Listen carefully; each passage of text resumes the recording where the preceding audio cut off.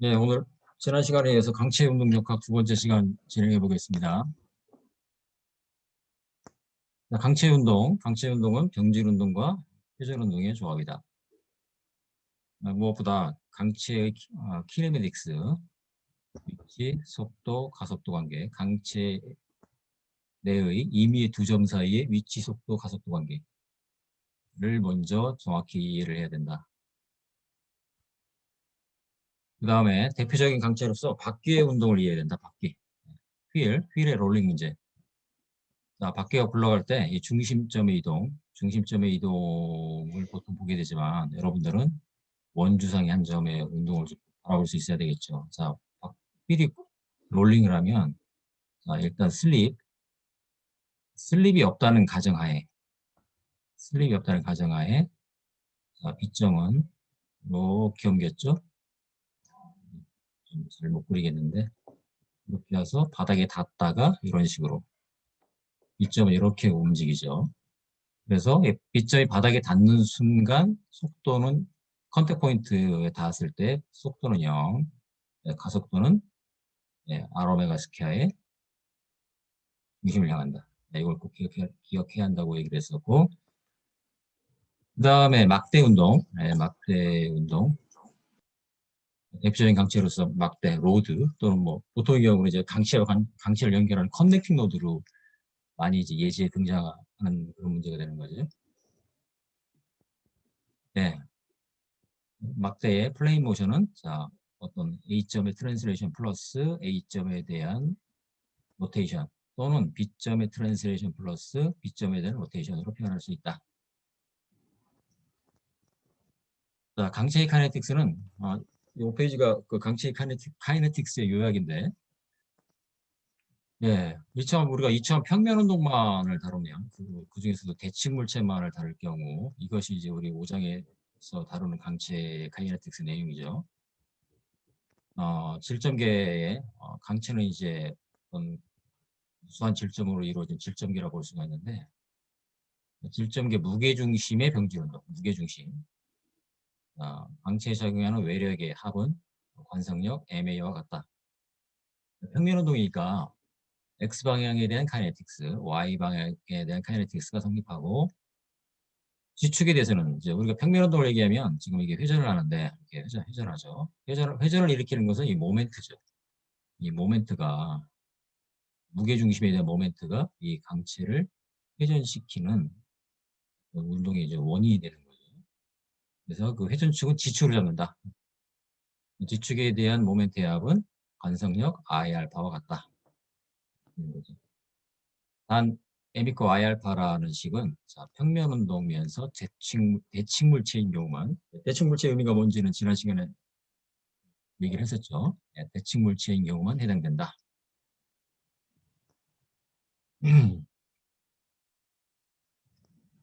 그래서 일반적으로 이제 3차원 공간일 경우에는 이제 5.5절에 오일러 이퀘이션이 나오고 있는데 3차원 운동을 한다면은 X 방향에 대한 Y 방향에 대한 G축 방향에 대한 FFMA가 성립하고, 회전 운동에 대해서는 일반적으로 3차원 XY G축에 대한 로테이션이 존재하기 때문에 이렇게 무게중심에 대한 모멘트는 일반적으로 이렇게 표현됩니다.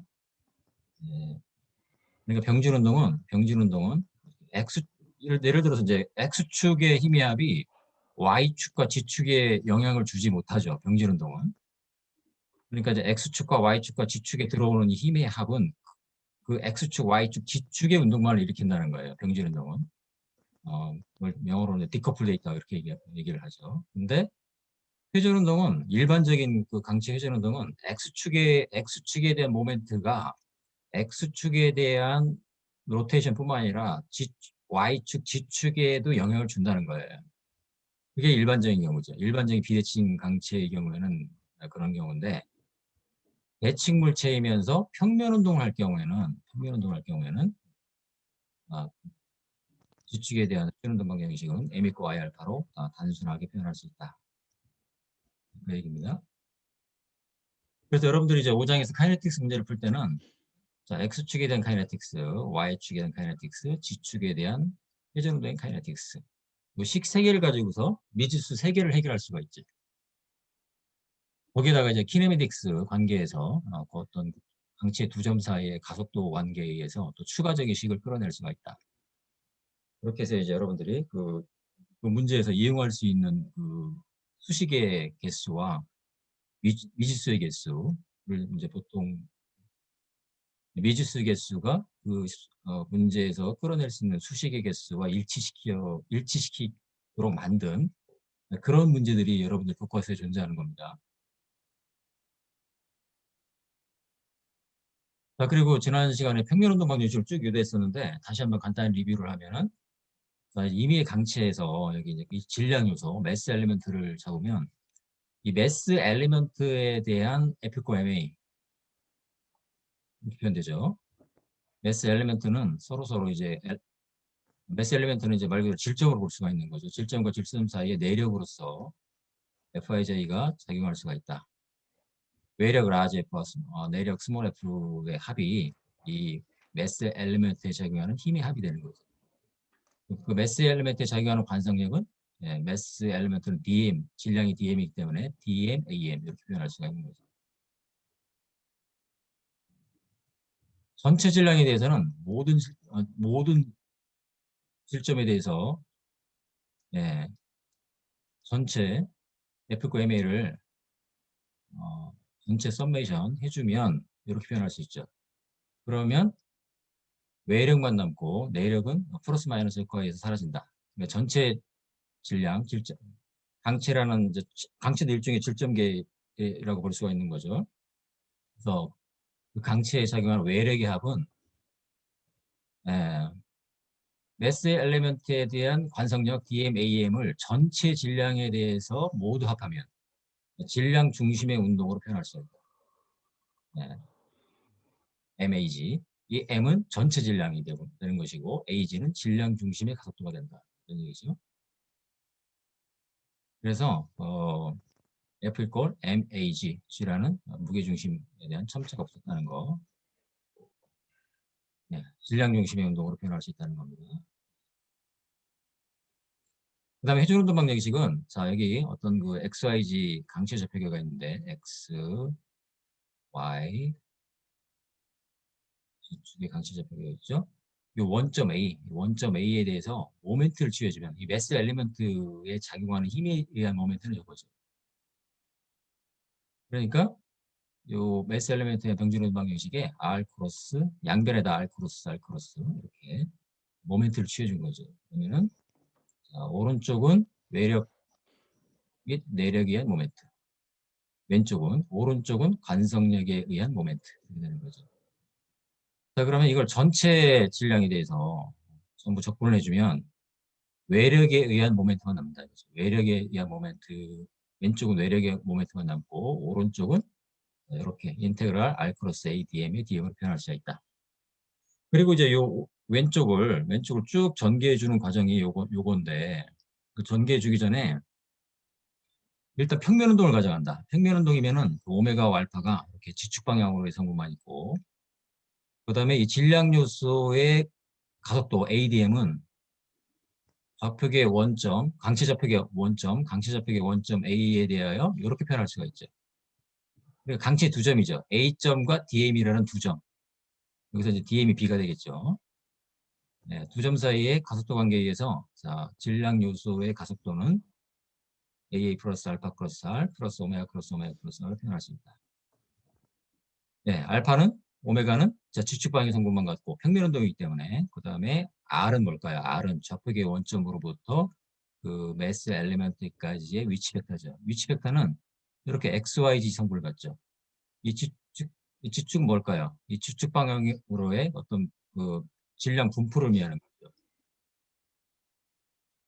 그래서 이걸 쭉 전개를 해주면 결론적으로 이렇게 일단은 비대칭이라고 생각할 때 비대칭이면 이제 프로덕트 미너셔 관성적이 0이 아닌 경우가 되는 거죠. 평면 운동이면서 비대칭 강체인 경우에 회전 운동 방정식은 자 이렇게 정리할 수가 있다. 그때 지축에 대해서는 이렇게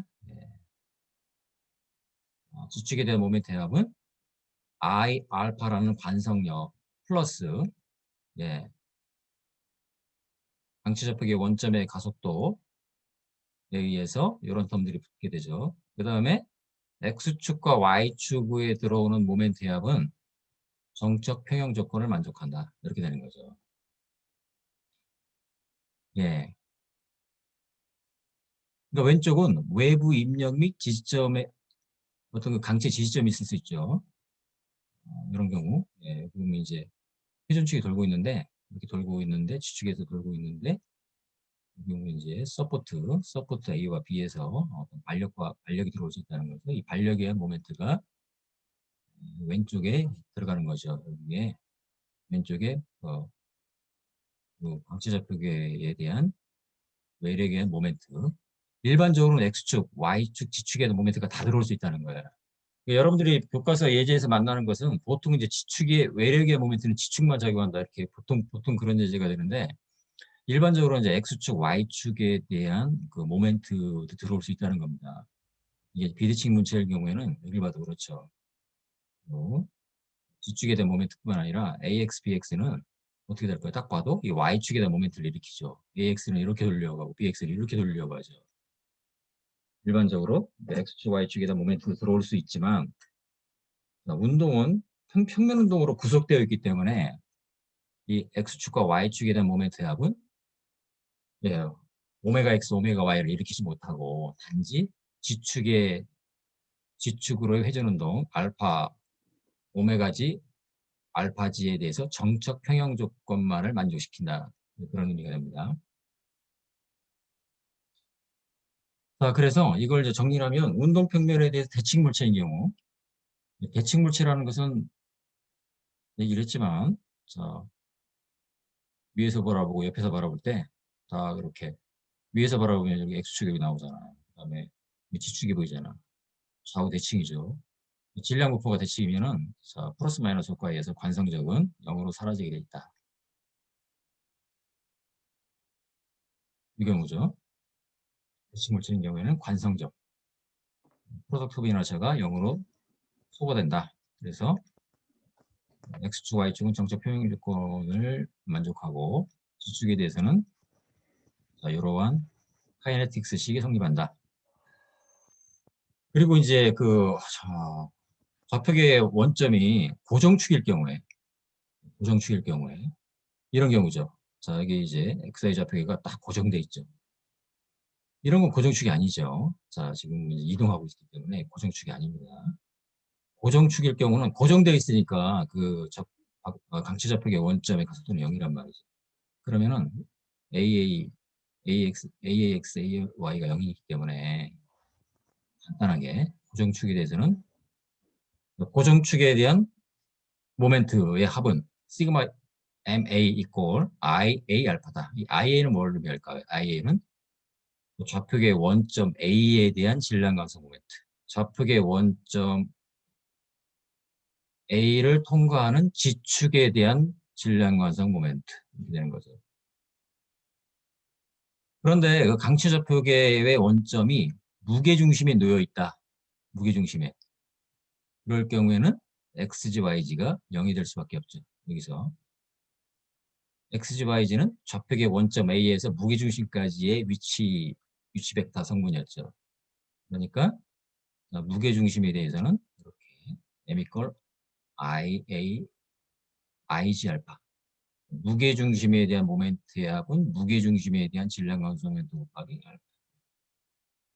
알파에다가 지금 이제 우리가 평면 운동을 얘기할 때는 지축에 대한 회전이기 때문에 알파질이 첨자 더 이상 붙이지 않습니다. 당연히 평면 운동의 경우에는 오메가지는 오메가가 되고 알파지는 알파가 된다.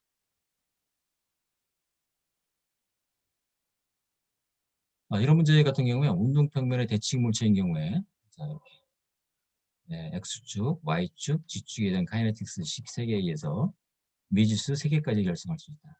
이런 얘기입니다. 근데 이런 경우 이제 비대칭 물체인 경우인데 자, 위에서 여러분들이 이렇게 바라보세요. 바라보면 이게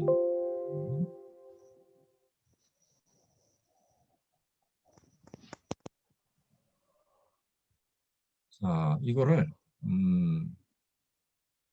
자, 운동 평면은 지금 XY 평면이죠. XY 평면. G축에 대해서 좀 회전하고 있어요. 이렇게 G축에 대해서 오메가 알파로 회전하고 있는데 운동 평면은 XY 평면입니다. XY 평면은 이렇게 평면이죠. 여기 돌고 있는데 요렇게 바라보세요. 이렇게 바라보면 어떻게 보일까요? 이렇게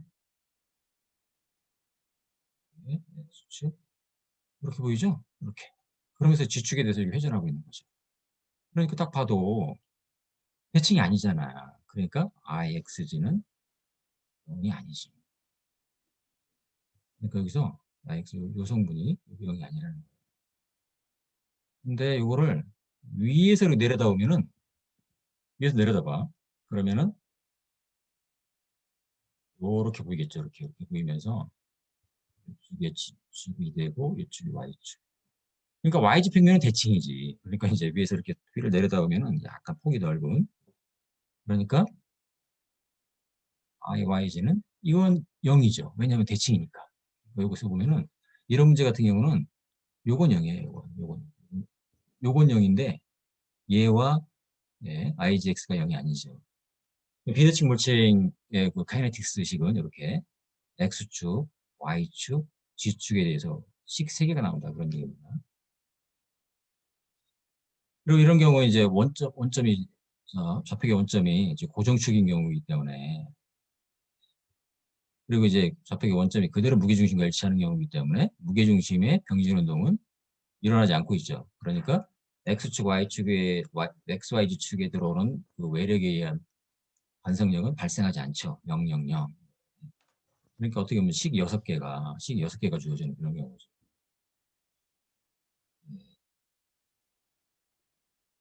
근데 오해사의 사절은 진도 범위에 들어가지 않는다고 얘기했어요. 자, 지난 시간에 여기까지 얘기했던 거고, 자, 5회 3절은 이제 관성 모멘트와 관성적에 대한 얘기인데 이미 뭐 얘기를 많이 했고, 여러분들이 이제 다른 과목에서 뭐 정력학이나 재력학에서도 이제 관성 모멘트에 대해서는 그 내용이 나오죠.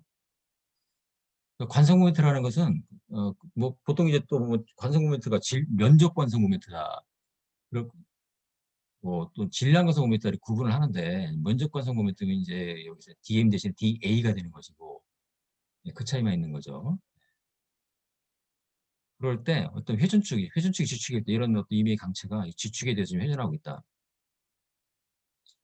그럼 관성 모멘트라는 것은 인테그랄 R 스퀘어 DM으로 정의되는데 이렇게 매스 엘리멘트가 여기 DM이 있죠. 여기까지 R, 이 R은 회전축과 DM 사이의 수직거리다, 수직거리.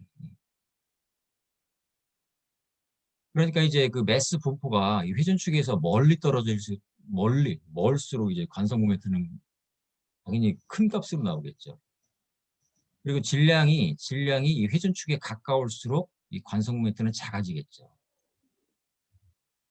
그러니까 여러분들이 기억해야 될 것은 이 회전축이 이 무게중심 딱 봐도 이러면 좌우 대칭이니까 무게중심이 가운데 있겠죠. 이렇게.